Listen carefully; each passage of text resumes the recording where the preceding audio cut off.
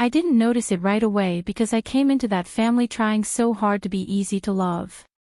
My husband, Daniel, and I had just moved into a small rental outside of Chicago, the kind of place with thin walls and a tiny kitchen where you bump hips when you both try to open the fridge. I was happy. Tired, sure, but happy in that normal newlywed way, learning each other's habits, arguing about nothing, making up fast. Then there was his sister, Harper. The first time I met her, she hugged me like she was checking a box. It wasn't rude enough to call out, not in a room full of people. She smiled, asked me what I did for work, and nodded like she already had an opinion. When Daniel left the room to grab drinks, her face went flat. Not angry. Not dramatic. Just blank. Like I'd become furniture the second he wasn't watching. At first, I blamed nerves. I told myself she was protective. Daniel and Harper were close in that way siblings can be when they've survived the same childhood. They had little jokes, quick glances, that whole "we speak the same language" thing. I wasn't jealous, exactly. I just felt like a guest in a conversation that never fully opened. It started showing up in tiny moments. At Sunday dinners at their mom's place, I'd sit down and suddenly the room would go quieter. Harper would lean in toward Daniel and whisper, and he'd nod without looking at me. Sometimes she'd accidentally forget to set out a plate for me. Sometimes she'd ask Daniel if he remembered something from before, and they'd laugh while I stirred my drink and tried not to look like I was counting how many times I was left out. I tried to connect anyway. I offered to bring dessert. I asked her about her job. I invited her to coffee, even told Daniel, maybe if we just spend time together one-on-one, it'll be better. Harper always had a reason. Too busy. Too tired. Too much going on. But she wasn't too busy to text Daniel at midnight, or to show up unannounced with groceries she insisted he needed, like I didn't live with him and feed him. The strangest part was how polite she could be when other people were around. Daniel's mom would say something like, "Harper, you're lucky your brother married someone so sweet," and Harper would smile wide and say, "Oh, totally," like we were best friends. Then the second we were alone, she'd glance at my ring and say, very quietly, "He rushes into things." I finally asked her straight out one afternoon. We were in the kitchen, washing dishes after a family get-together. Daniel had stepped out to take a call. I kept my voice calm, like I was trying to avoid a fight I didn't even understand. "Did I do something to you?" I asked. "Because I feel it. And I don't want this to be weird forever." Harper didn't even look up from the plate she was rinsing. "We're fine," she said, like I'd asked if the weather was good. "I don't think we are." That made her look at me. She smiled, but it wasn't warm. It was the kind of smile people use when they're deciding how far they can push you. "You're sensitive," she said. "Daniel likes to take care of people like you. Just don't make it hard for him." Before I could respond, Daniel walked back in, cheerful, unaware, and Harper's face changed again, bright, sisterly, harmless. She handed him a towel like she was the sweetest person in the world. He kissed my forehead, and I felt something cold settle in my stomach, like my body already knew a truth my brain hadn't accepted yet. The thing is, I thought her dislike was personal. Maybe she didn't like the way I laughed. Maybe I wasn't the type of woman she pictured for him. I kept looking for the reason because I assumed there had to be one. I didn't realize she didn't need a reason. She already had a goal. And while I was trying to earn a place in the family, Harper was quietly building a story where I didn't belong in it at all. Looking back, the shift in my marriage didn't feel like a dramatic event. It felt like the air getting heavier in a room you're trapped in. It started with little things, Daniel asking where I'd been, even after I'd told him. Daniel picking up my phone when it buzzed, then putting it down like he hadn't. Daniel laughing less, touching me less, listening like he was waiting for me to mess up. The first time he asked, "Who's texting you so late?" I honestly thought he was joking. I laughed and said, "It's Jenna, she's spiraling again," because my friend Jenna had a habit of sending chaotic midnight voice notes about her life. Daniel nodded, but his eyes stayed on my phone too long. I shrugged it off, because what else do you do when someone you love starts acting strange for no clear reason? Harper, meanwhile, had become a steady presence. She came around more. She'd call Daniel, just to check in. She'd offer him rides when his car was in the shop, like it wasn't normal for a wife to handle that with him. She'd send him articles about signs of emotional cheating and pretend it was a joke. I saw one pop up on his screen once and I said, half laughing, "What is that?" Daniel locked his phone and said, "Nothing. Harper just sends me random stuff." I tried not to be that person, the one who blames the sister-in-law for everything. So I focused on my marriage. I planned date nights. I cooked his favorite meals. I asked him how he was doing, really doing, and he'd say, "Work's just been a lot," and then he'd drift away again. Then came the questions that didn't fit our life. "Why did you change your password?" he asked one night while we were getting ready for bed. "I didn't," I said, genuinely confused. "I've had the same password for months." He stared at me like he was weighing whether my answer was true. "Harper said she saw you typing a new one at dinner." I blinked. "What?" "I didn't even log into anything at dinner." He didn't argue. He just turned away and said, "Okay." But the "okay" didn't mean he believed me. It meant he filed it away. Another time, he asked why I'd started going out more. I told him I'd been doing extra shifts and meeting Jenna for coffee sometimes. He nodded. Then, days later, I overheard him on the balcony, voice low, saying, "I know. I know. I'm not stupid." When he came inside, his face was tight. "Did you ever talk to your ex after we got married?" he asked. I laughed again, because it was so random. "No. Why would I?" He hesitated. "Harper said she saw him comment on your Instagram." "Oh my God," I said, annoyed now. "People comment on Instagram. That doesn't mean I'm talking to him." Daniel's jaw clenched. "You don't have to get defensive." And there it was.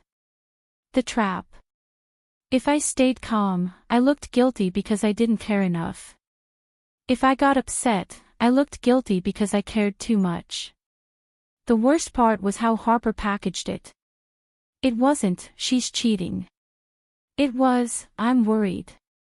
It was, "As a woman, I know the signs." It was, "I didn't want to say anything, but I love you." She made her lies sound like loyalty, like she was saving him from something. I found out later that she didn't just talk. She helped him look for proof. She suggested he watch my behavior. She told him which questions to ask. She taught him how to interpret my normal life like it was a clue. When Daniel finally confronted me properly, it wasn't a conversation. It was a verdict. We were in the living room. He stood near the window like he needed space between us. I was on the couch, holding a blanket because my body was shaking and I didn't even know why yet. "I know what you've been doing," he said. My stomach dropped. "What are you talking about?" He started listing things. A name on my notifications he didn't recognize. A time I came home later than usual. A day I didn't answer my phone for 2 hours because I was in a meeting and my phone was on silent. None of it made sense. And when I tried to explain, he'd cut me off. "That's convenient. That's what you want me to think. You always have an answer." I felt like I was talking through glass. The more I spoke, the less he heard me. My words weren't landing because he wasn't looking for truth. He was looking for a confession. And the scariest part was realizing he trusted Harper's imagination more than my reality. By the end of that night, I was crying so hard I couldn't breathe properly, and he was looking at me like my tears were another tactic. Like I was performing. Like I was a stranger. Harper didn't have to scream or fight or even show her face. She did it quietly, patiently, like someone pulling a thread until the whole thing unravels. I kept thinking, if I can just show him the right thing, he'll understand. But I didn't have proof of innocence. And when someone is determined to see you as guilty, innocence isn't enough. The night Daniel decided to leave, he didn't pack dramatically or slam doors. He moved like someone doing something he'd already rehearsed in his head. That calmness scared me more than anger ever could. He stood in our bedroom with a duffel bag on the bed, folding shirts with stiff, careful hands. I hovered in the doorway, not because I wanted to block him, but because my legs didn't know where else to go. I kept waiting for him to stop and say, "Okay, tell me the truth." I kept waiting for him to look at me the way he used to. He didn't. "I can't do this," he said, without turning around. "Do what?" My voice came out small, like I was a kid. "What are you talking about? You're leaving because your sister has a feeling." He finally faced me. His eyes were red, but his expression was set. It wasn't rage. It was disappointment, like he thought he was being strong by walking away. "Harper wouldn't lie about this," he said. "Not about something like that." That sentence hit me like a punch because it wasn't even about me. It was about her. About his belief in her. About how my character didn't matter as much as her reputation. I tried to keep it together. "Daniel, I will show you everything. My phone, my laptop, my messages. I will call Jenna right now, I will." "No," he snapped, and the sudden harshness made me flinch. He inhaled, then forced himself calmer. "No. It's already poisoned. Even if I stay, I'm going to wonder. And I don't want to be that guy." "You're already that guy," I whispered, then hated myself for saying it because I could see it made him shut down more. He zipped the bag like that sound would end the conversation. "I'm going to stay at Mom's for a while." "At your mom's," I repeated, stunned. "So I'm not even allowed to explain it to her? To anyone?" His silence answered me. I walked toward him anyway, hands shaking. "Do you remember me? The person you married? The person who sat with you through your dad's surgery, who stayed up with you when you couldn't sleep, who?" He looked away. "Please don't," he said, like my memories were an attack. I wanted to scream. I wanted to grab his face and force him to look at me. But my voice kept breaking, and every time it cracked, I could see him tightening, like my emotions were proving Harper right. I felt trapped inside my own grief. When he carried the bag out, I followed him to the front door. The hallway light flickered like it always did, and I had this weird, stupid thought about how I'd been meaning to replace the bulb. Like that mattered. Like anything small could be fixed, when the big thing was breaking in half.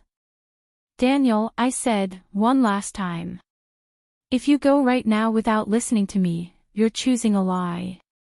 He paused with his hand on the doorknob.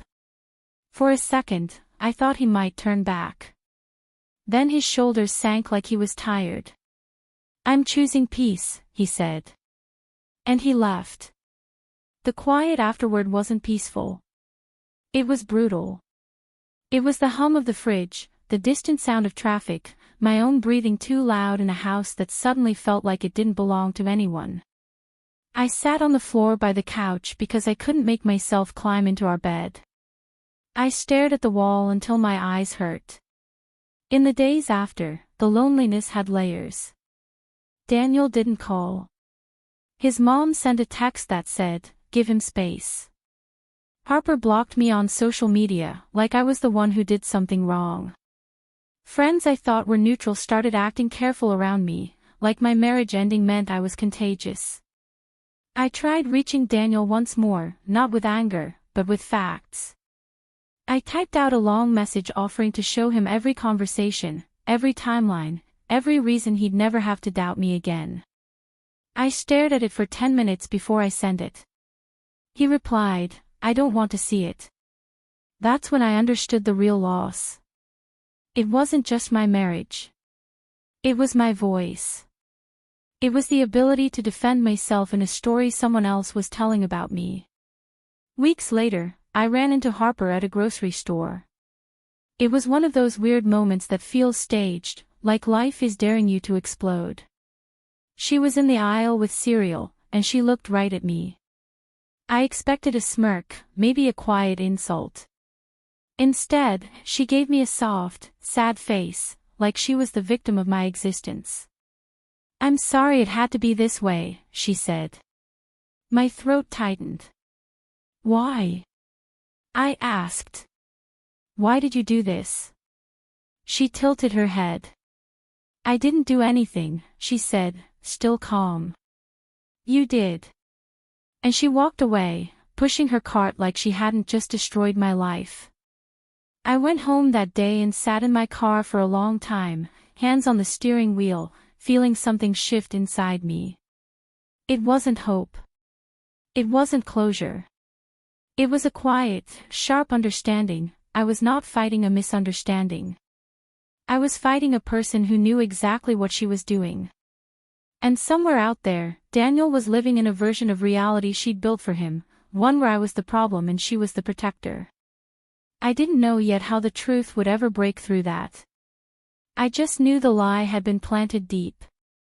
The first year after Daniel left wasn't about healing. It was about functioning. I learned how to move through days without breaking down in public, how to answer, "I'm fine," without my voice shaking, how to sleep on only one side of the bed because the other felt haunted. I downsized fast, sold furniture, packed boxes alone, moved into a smaller apartment that smelled faintly of old paint and cleaning products. It wasn't home, but it was quiet, and quiet felt safer than memories. I changed jobs partly because I needed the money, partly because I needed a place where no one knew my story. In my old office, people whispered without meaning to. In the new one, I was just another person learning systems, drinking bad coffee, counting hours. That anonymity helped. It reminded me that I still existed outside of what had happened to me. Therapy came later, after I realized I was flinching at questions that weren't accusations and apologizing for things that didn't need apologies. Talking to a stranger about T. Harper felt strange at first. I kept minimizing it, saying things like, "It was probably a misunderstanding," until my therapist stopped me and said, gently, "People don't lose marriages over misunderstandings alone." Hearing it out loud made something loosen in my chest. Slowly, my confidence came back in small ways. I started trusting my own memory again. I stopped rereading old messages, stopped trying to prove my innocence to myself. I made friends who only knew me as me, not as someone's ex-wife, not as a rumor. I laughed more freely. I even dated a little, though I kept my heart guarded, like a room with the door half closed. I never went looking for revenge. Not because I forgave Harper, but because I didn't want her to stay important in my life. I believed, quietly, that lies rot eventually. That the truth, if left alone, has a way of surfacing when it's least expected. I just didn't know how long it would take, or how close I'd be when it happened. It had been almost 4 years when her name appeared on my phone. I stared at it like it might disappear if I didn't blink. Harper. No explanation. Just a message that read, "I don't know who else to ask. Can we talk?" My first instinct was to ignore it. I owed her nothing. But curiosity mixed with something else, closure, maybe, so I agreed to meet her in a public place. I told myself I could leave at any moment. That I was in control now. She looked different. Tired. Less sharp around the edges. She talked fast, like she was afraid I'd interrupt her story. She said she was going through a divorce, that things had gotten messy, that people were turning against her. The irony wasn't lost on me, but I kept my face neutral. As she talked, little things didn't line up. She mentioned conversations she couldn't have been part of. She referenced dates wrong, then corrected herself too quickly. And then, without realizing it, she said something that stopped me cold, a detail about a night Daniel and I had argued early in our marriage, something I'd only ever said in private, in my own home. I didn't react right away. I let her keep talking. And the more she did, the clearer it became. She hadn't guessed. She had known. She had been watching closely, listening carefully, collecting pieces long before she ever accused me of anything. The lie hadn't been impulsive. It had been built. When I finally asked her how she knew that detail, her face changed. Just for a second. Enough. I must have heard it somewhere, she said. But we both knew she hadn't. After that meeting, everything moved faster than I expected. I didn't expose her publicly or make dramatic calls. I simply shared what I knew with the people who mattered, including Daniel. Facts. Timelines. Screenshots that finally made sense when placed side by side. Daniel reached out weeks later. His message was careful, almost afraid. I didn't know, he said. I see it now. We met once. Not to reconcile, but to close a chapter properly. He looked older, heavier somehow, like guilt had weight. He apologized, not just for leaving, but for not listening. For choosing certainty over trust. I accepted the apology without taking responsibility for his regret. Watching the truth settle in him wasn't satisfying the way movies make it seem. It was quiet. Sad. Necessary. I felt lighter, not because he believed me now, but because I no longer needed him to. Word spread through the family on its own. Harper stopped calling. Some people apologized. Some stayed silent. I didn't chase either reaction. I had my life back, and that was enough. In the end, justice didn't look like punishment. It looked like clarity. Like standing in my own story again, fully seen. I wasn't the woman who lost her marriage to a lie. I was the woman who survived it, rebuilt herself, and learned that truth doesn't rush, but it always arrives when it's ready.